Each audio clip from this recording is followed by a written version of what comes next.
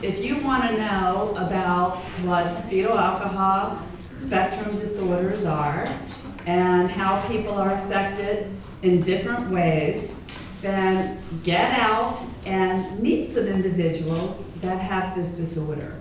And I think we've got a great panel today because we've got not only individuals all different ages, but the spectrum of effects is very obvious. And the other piece that's very obvious is that individuals with FASD are lovely, lovable. You know, they're, for me, I would say, one of my very favorite people God ever made has an FASD. My God. And as a parent who hears a lot of stuff, you know, there's a lot of stuff out there on the internet and everything, and people will say things to me like, oh, geez, you work at NOFAS? Wow, how do you do that? Like those women that drink, I mean, it's terrible. I don't know, how do you stand even talking to them? But I hear the people with FAS, they're terrible. They grow up to be, criminals, and and once you understand what this disorder is and how it affects people, then you really get it. You get why individuals that have been prenatally exposed might end up in the criminal justice system. Now, some might end up in the criminal justice system because they've got poor judgment and are easily led. Some end up in the criminal justice system because they're victims of violent crime, because they're vulnerable. So we've got some stories and got a great panel here, and not sure how to go about this. Maybe I'll introduce them one at a time. How's that? We'll start with Nicholas Davis, and he likes to be called Nicholas, not Nick, okay? So we know that, and his grandmother, Angela, dear friend. So we'll start with Nicholas, if that's okay with you. You ready? You ready? Okay, it's yours. My name is Nicholas, and I am 9 years old. I live with my nanny and my younger sister, Ariana. When I was born, I lived with my parents, but they could not take care for me. So I went to live with my nanny. My mother died when I was 3 years old, and then my father died shortly after that. I have fetal alcohol syndrome because my mother drank alcohol when she was pregnant with me.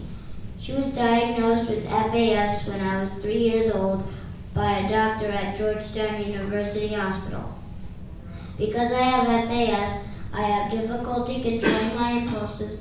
I am smaller than other kids my age. It is hard for me to concentrate. I lose my temper sometimes. Sometimes I talk a lot because my brain won't shut off. I have to take medicine 3 times a day to help my brain slow down so I can concentrate. And I also take medicine at night to help my brain turn off so I can sleep. One of my favorite doctors who helped me a lot was Dr. Suman. She worked at the FASD clinic at Kennedy Krieger, but now she has a new job at Shepherd Pratt. I will miss her a lot because she really understood me in my FAS. I'm a 4th grader at Kingsbury Day School in Washington, D.C. I am in a special education class, and I have an aide with me all day to help with my schoolwork and help me stay on task. I like my teacher, Miss Jonah, and my aide, Miss Gartrell, and all the adults at my school. They want me to be successful. Some of my favorite things to do are play with Legos, read books, play with my DS. And my nanny says I'm really good at hitting a baseball, but I can't play on a team because it is hard for me to follow the rules. I will always be affected by FAS, and that makes my nanny sad. My little sister has ARND, alcohol-related neurodevelopmental disorder, which means that she has some of the effects of being exposed to alcohol, but not as much as I do. I mostly enjoy being with adults and playing games and talking about fantasy things. Some of the other kids at my daycare don't understand why I like to pretend so much. I don't mind talking about having FAS because that might help other people to understand what it is like for kids like me. That's why I am here today, to let you know what it is like for me to have fetal alcohol syndrome.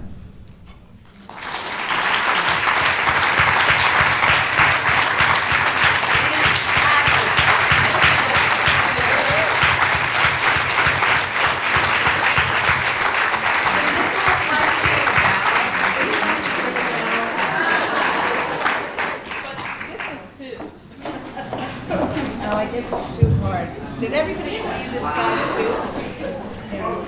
Here, go to the front. Take a bow.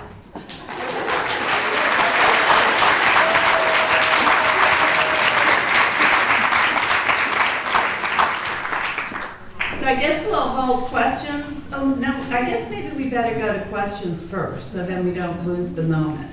Ange, did you want to say anything? Would you like to remark on it? I'm lost in the moment right now, but use the mic. Yeah, So I think what's been the most difficult, one of the most difficult things for us as a family is getting Nicholas into the right educational placement. There's someone in the audience who knows well how long I had to fight 3 years to get him in the placement where he is now, which is a really great private school. But it's what bothers me also is the lack of interest in helping the children. I believe in helping the mothers, yes, helping the prevention, yes, but help the kids who are already here. There are so many kids that have this disability that's not a designer disability like autism. And so many dollars are sent to autism research and helping children with autism. And there are more kids with FAS and ARD and all the other effects that come with this.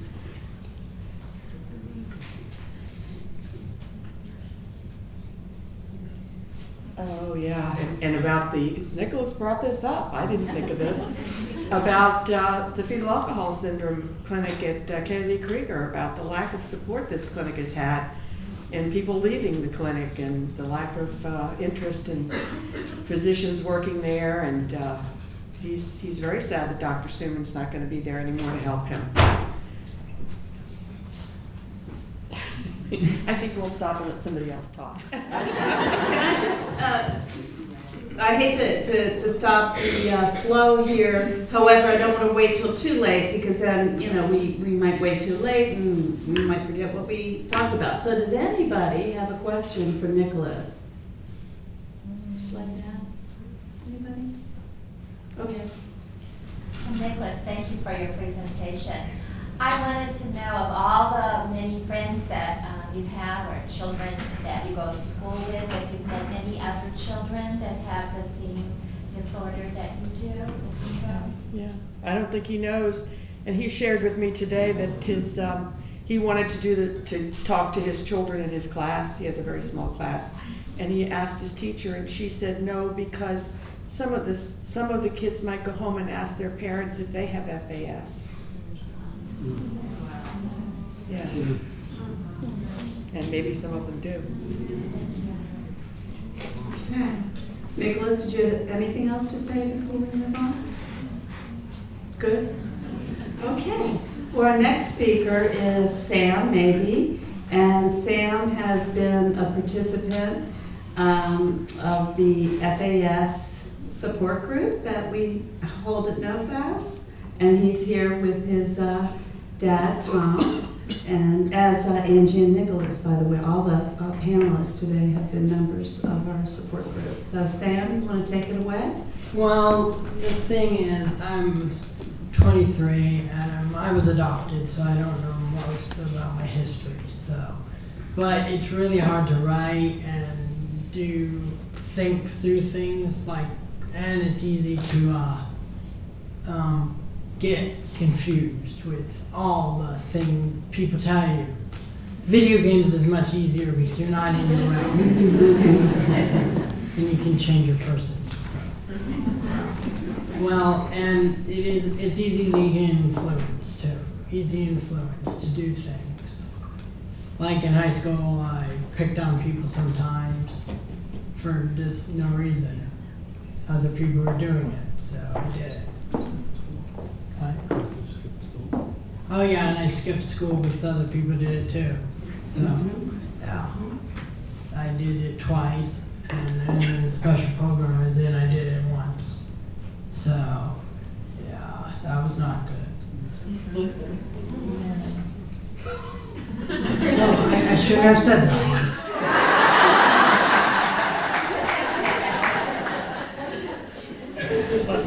Yeah. Okay. And the other thing is that it took me a while to learn how to tie my shoes. Because my fingers wouldn't help. So, and that's mostly all I have to say. Okay, well, thank you very much. We got a lot of other stories right now. Would you like to share anything? I think probably one of the most difficult things that we've had to deal with as parents, first off, was the fact that we didn't know for 6 years why our son was so difficult. We adopted him a month old. It wasn't until he was 6 that we found out that his birth, well, we knew his birth mother drank, but we were told it was very little and very early. And that may well be the case back then. They thought that wouldn't make any impact. We've since found that any amount at any time can have a significant impact. And I think for us, one of the things that's probably been the most difficult is the challenges of behavior. Knowing how to deal with rages and the holes that you get put in the wall, and just knowing how to just manage all that stuff. And fortunately, my wife Susan and I have worked out a good system. We're sort of tag team parenting, where one of us just can't stand it, we're about ready to lose it, and you can say, okay, tag, you're in, you take the next round, because it just becomes really difficult sometimes. Another thing I think is difficult is there's tremendous mood swings, and so you never know when the bomb's going to drop, when the chair's going to be flipped over and the plate's going to be thrown on the floor or whatever. And so I remember talking with one of the doctors at Kennedy Krieger one time and said, I think there must be a really close similarity for the parents as those people that have PSTD, because it's always there, but you never know when it's happening. You never know when this is going to come. So it is a challenge. It's fortunately we've been able to provide, with the support of a lot of other folks around us, provide the support that Sam's needed, so he's been able to get to where he is now. If he hadn't had that, it's hard to say, what kind of situation, what his life would be like. So. Any questions for Tom or Sam before we move on? Sam, so I know that you're working at Giant now.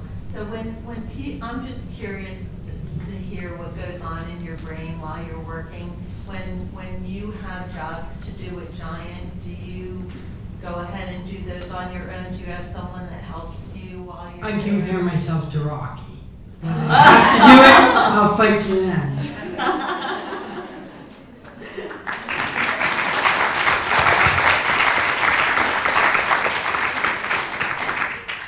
I think you had another question.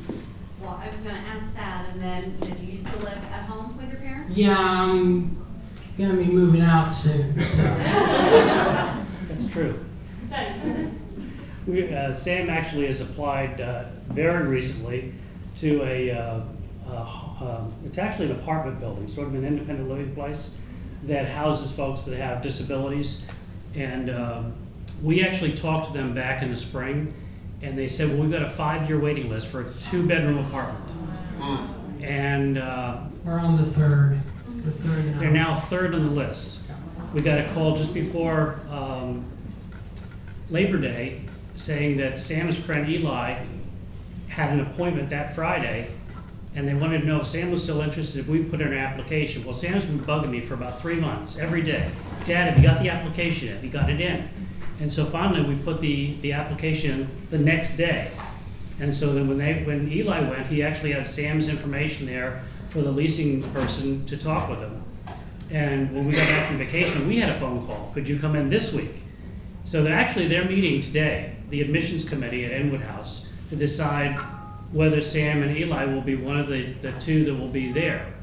And we just found out that one of the one of the two that are above Sam in the line is actually out of the country, and they'll be out of the country until December. So I was talking to my wife the other day. She said Eli's mom wants to talk like right away because we got to work out how this roommate situation is going to go. And I'm like, oh my goodness, this is happening soon.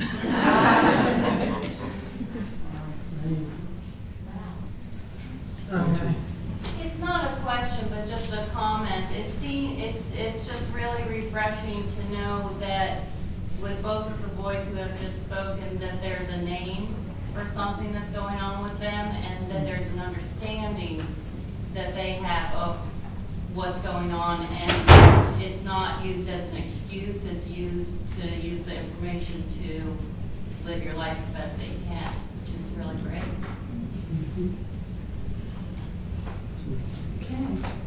Can you tell me something about when you went to school? Were you in special education? Yes, I was in special education. But I was in one class, law class, which was not in the special education. But then I kind of did not want to do that anymore. So I did ceramics. And I got to play with clay, so that was the best part of ceramics, yeah. Sam actually attended public school in New Hampshire, kindergarten and first grade. We moved to Maryland, and my wife homeschooled him for 6 years until she just couldn't do much more. So he actually entered school in middle school in 7th grade, went through that in high school, and finished, well, he got a certificate in 1989? Well, No, 2008. 2008. I was born in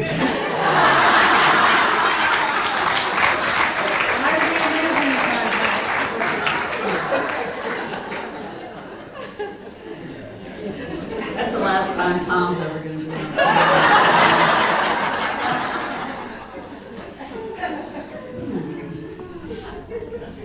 You good? We're good.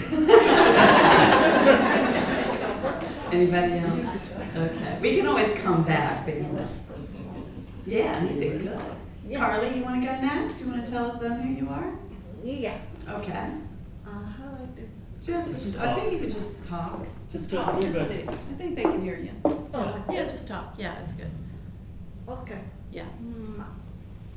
Just let them know what your name is. My name is Karli Schweiger. You can tell them how old you are because they'll be surprised. Oh, I am 28, right? No, No. 28. 38. 39. It all starts to blend together, doesn't it? I do the same thing. I'm 28 too. Yes, yeah. So you want to tell them a little bit about yourself?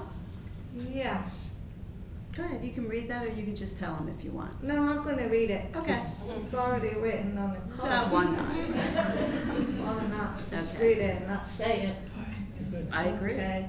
My favorite things to do are riding horses. I like riding Tallulah.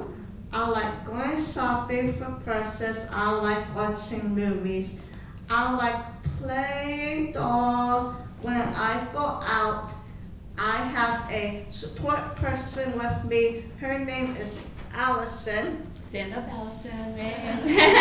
Yay, support person. Okay, go ahead. I need a support person to drive and remember things for me. I don't take cabs because they are not safe for me. I am a happy person. I like to make everyone happy. Very good.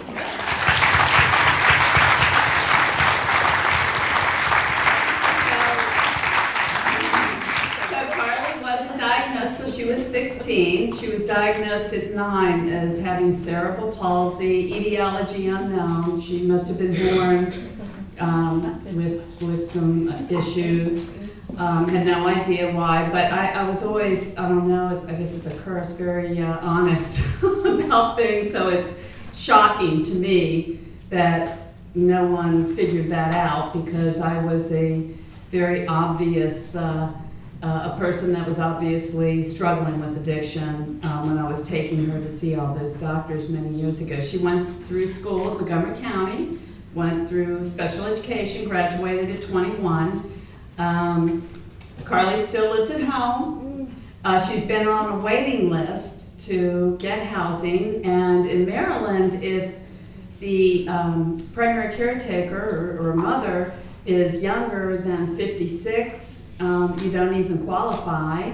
And then once I turned 56, then you go into this waiting list, and it's really based on need. So I would have to, the only way Karli could have housing, even just up to a few years ago, I would have to pretty much throw her out of the house and say that she wasn't able to live with us anymore, so she'd have to be homeless. So, you know, there's this whole kind of crazy thing that you have to, you know, and I was never quite comfortable with having to make things up like that. But anyway, but also with saying that, there hasn't been places that have been a good fit for Karli.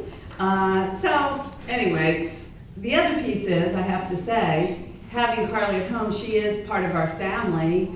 And we enjoy having her there, and she enjoys living there. So it's a good fit. We're actually looking at options now to see if we can get more funding, but that's always a challenge.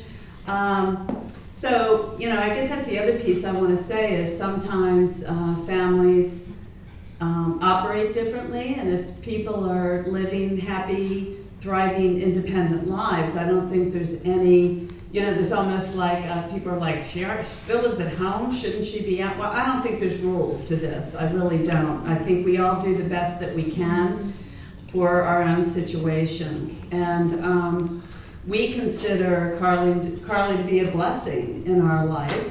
Yeah. And don't we? Yes. Yeah. So we all try to get along pretty good. I will say that, go ahead. Do. Yes, we do. And I would say that. And I want to stay home. I don't want to go. Oh, okay. Well, see, but if you ever want to, we can look into that. But she likes being home.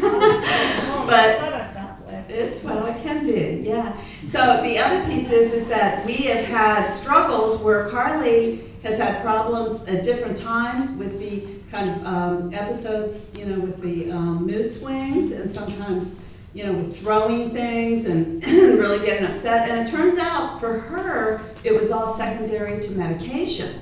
That once we stopped the medication, she became sweet little Karli again. So there's a whole lot, I think, that we don't know. I will say also that Karli was lucky because even though we didn't know it was FAS, we knew that she was a young lady, at least by the age of 9, with developmental disability and then later intellectual disability.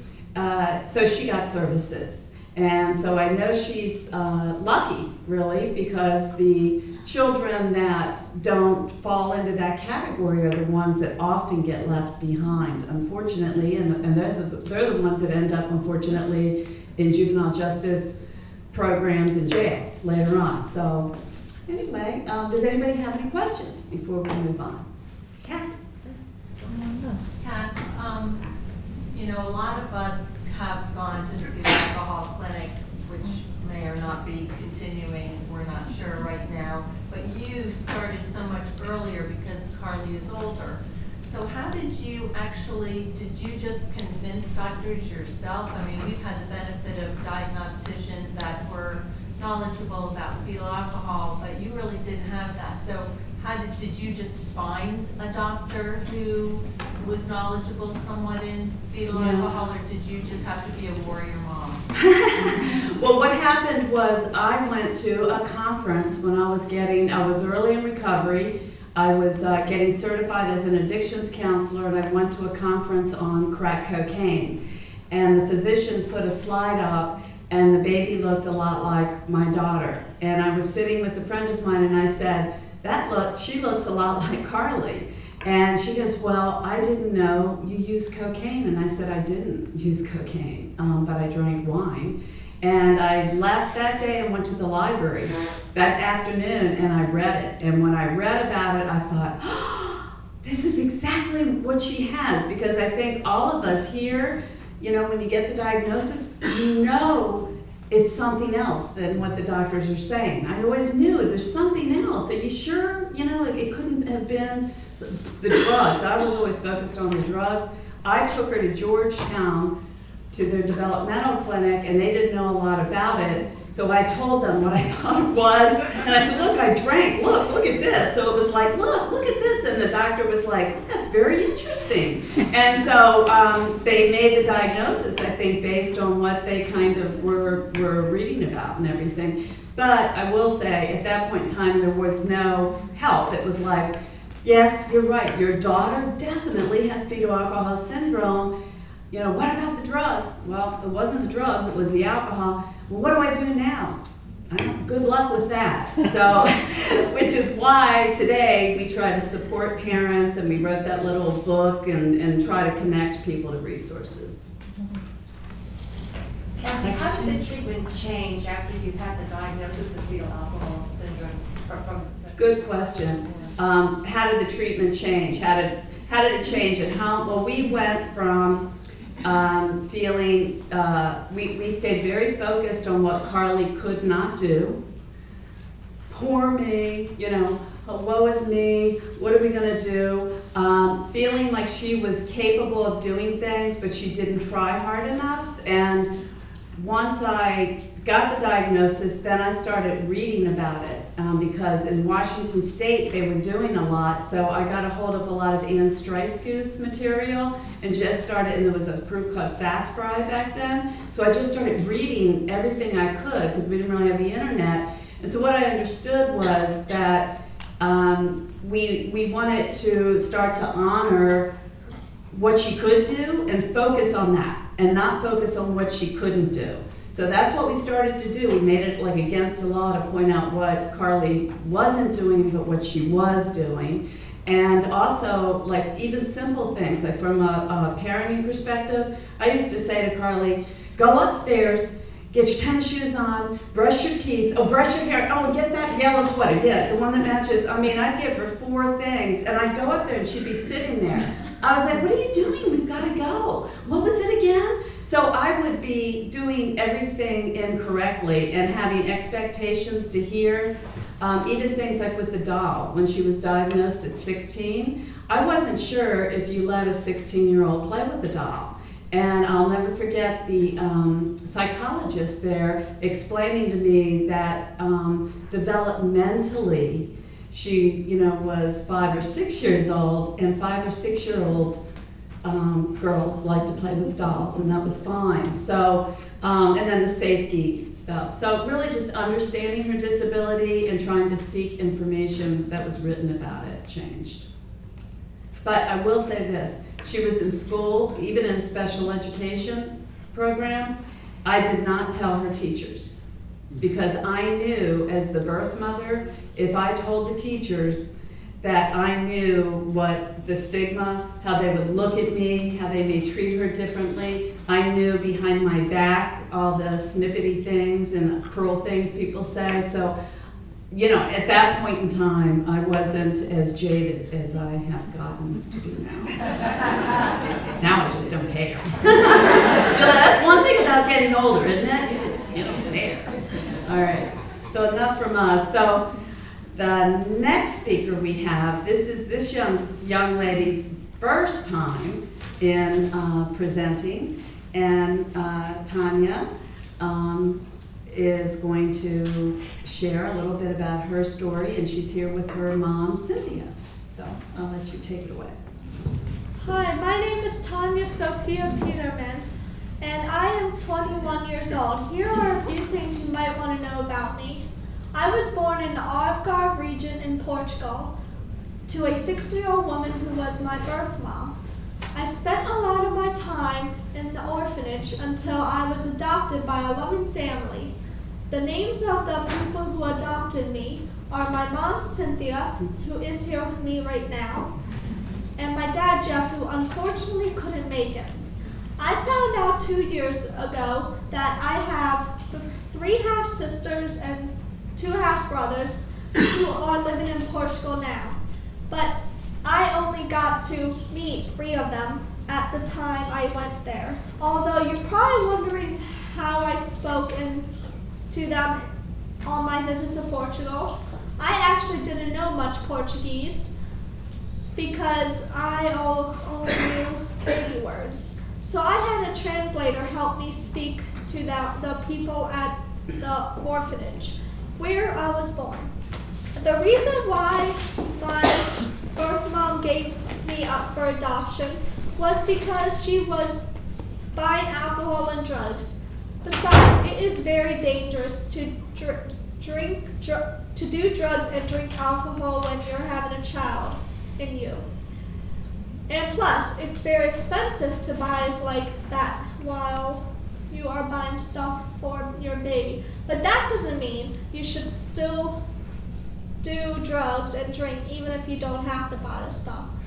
I was about 15 when I found out I had FASD. For a long time, I had other diagnoses until a psychologist suggested to have me evaluated. We did this at Kennedy Krieger Institute. I have some learning disabilities that affects my learning in some ways, like reading, focusing, and following direction. I also have difficulty organizing my belongings and I have a sensory issues. In school, I would always need breaks to get me back on track. Because of FASD, I have anger issues, but I am working really hard to control it.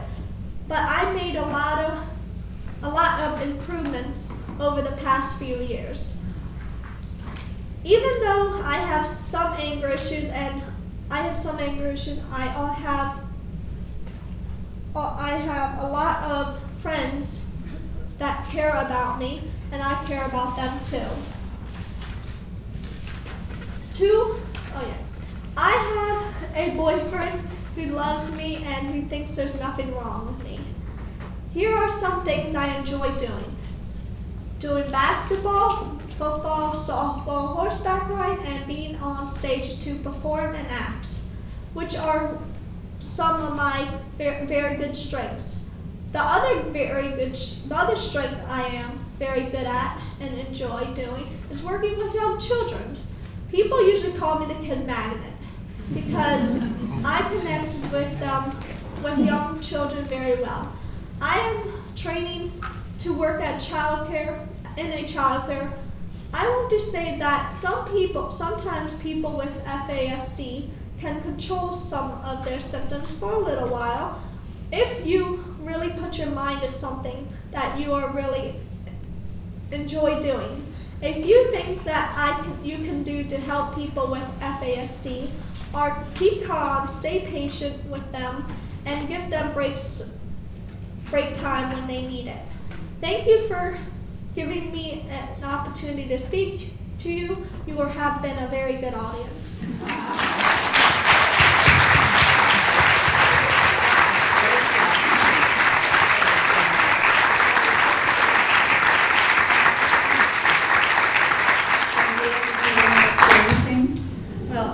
I wanted to echo what the other parents have said.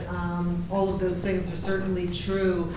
And I think for us, the hardest thing was that we didn't get the diagnosis until 12 years after Tanya came into our lives.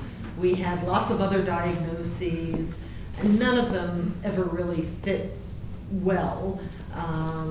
They were good enough for what they were, but they never really were the right thing. And Kathy, as you said, when this came along and we started reading on it, it was exactly right. And it really came from a very astute Montgomery County school psychologist who sat at an IEP meeting and said, you know, it just really looks like FAS. And my husband and I looked at him and said, what? But the more we read on it, the more it really came true. And we got very lucky late in the whole schooling game. I mean, Tanya had been to many, many different public schools, and we struggled so to get her the services that she needed. because she didn't fit into any of the right categories because of the constellations of symptoms that she was demonstrating, until finally we also got lucky with someone in the system who said she was the most complex child that she had seen in her career, and eventually they just threw up their hands and gave us a non-public option. And at that point, we found the Harbor School in Owings Mills, and it was really the best place for her. And It helped me a lot. It made me improve a lot. yeah, and her skills really started to develop in a way that they just never had. And her self-esteem, I mean, I think that was really the most important thing, was her sense of herself improved exponentially. And I really do think that the thing that we as parents need the most is to connect with other parents. And I think practitioners really need to know how to help parents connect with other parents. And there are organizations like NOFAS that have support groups. There are listservs that have been created, and the more you all can help parents who come to you to facilitate them connecting with other parents. It's a very lonely job, being a parent of a child who struggles because as they're struggling, we're struggling. And any child, any person who has a quote-unquote hidden disability, my husband and I always said this would have been a lot easier if she was in a wheelchair, because everybody would stop and look and they'd know immediately what's wrong. But anybody who has a family member with a hidden disability has no clue what goes on. And so the more you can help facilitate parents connecting with other parents, the better it is. Great, thank you so much. Thanks, guys, that was so great. So we have a few minutes for questions.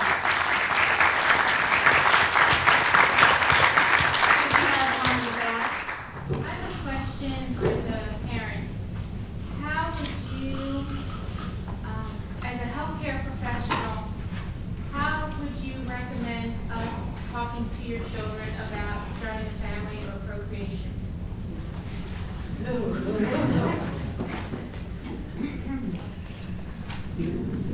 Later rather than earlier.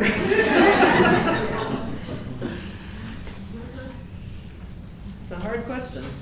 I mean, Tanya and I have talked about this. I mean, I'll be honest, and she knows she's been on birth control for a long time. Probably, from what I've read, this is common to children who have been in orphanages. She began menstruating very young, and because of the judgment issues and the impulse control issues, she's been on birth control for a very long time. So she knows that, you know, starting a family means having a significant other who has a job and she has a job, and at that point is the time when it's okay to start a family. When you're settled and got a job and all that stuff.